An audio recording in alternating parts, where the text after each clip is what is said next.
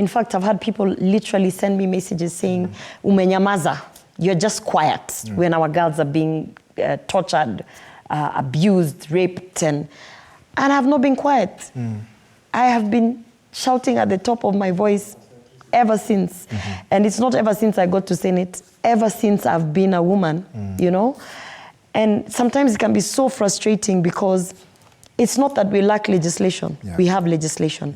It's not that we lack the frameworks in terms of even convictions. The judicial process has been clearly stipulated. We even went a step further and created gender desks, yeah? So sometimes I'm like, what can I do as an individual? So in this particular situation, in fact, I was saying, I'm not going to put out a statement. Perhaps what I can do is get normal voices of normal Kenyans, you know, survivors of this kind of situations to come and tell us, okay, this is the real story. This is what happens.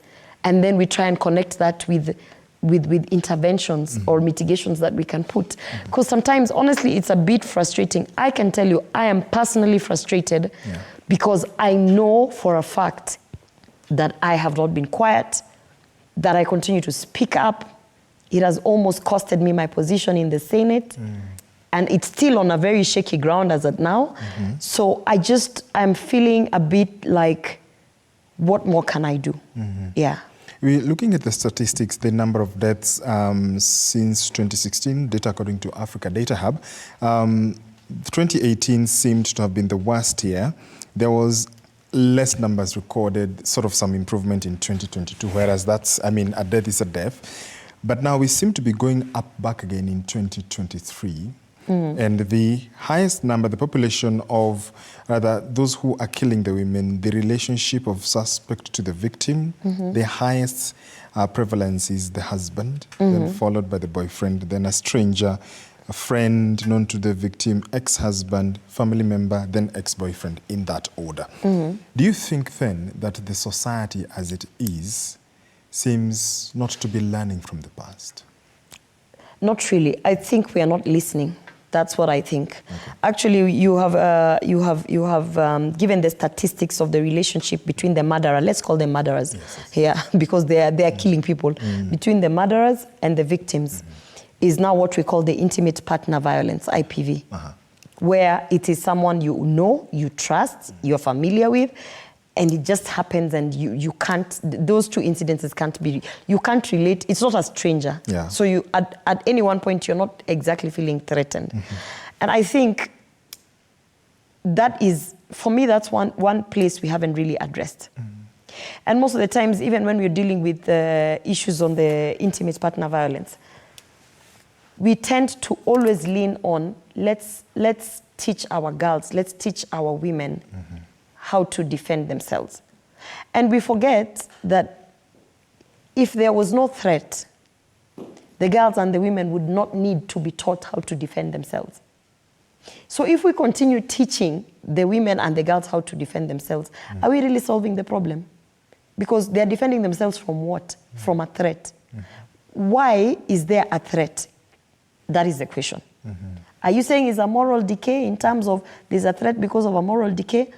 But if you ask me, it's a culture that has been inculcated, a culture of violence. And I'm not just talking about physical violence. There is psychological violence. You know, it progresses.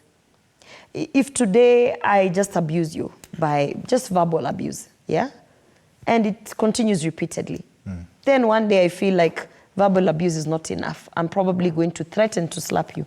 It will only progress. So if we cannot even talk about the issue of where is this violence coming from, then we'll continue teaching a whole generation of girls and women how to defend themselves, but we are not going to deal with the threat, which is the men, which is the boys. What culture are we inculcating in our boys? I am a mother of a 16-year-old son. And I can tell you, I'm not trying to say I'm perfect or anything. I'm still learning the parenting ropes here and there. But a simple thing of how do you teach your boy to be a gentleman? You know? Sometimes even a basic thing, you're standing waiting to get into the elevator. You're a lady, you're a woman, you're a girl, And there are all these boys pushing you aside so that they can get into the lift before you. Yeah. It starts with those small things. Because at what point do you teach our boys to be gentlemen, to respect girls, to value girls, to protect them? How many times have you seen incidences where there is a woman being attacked, and yes, there's that one person who's recording. We thank you for the one person who records. But then there's several gentlemen observing, doing nothing, not protecting, not offering. That is now the culture that we need to talk about.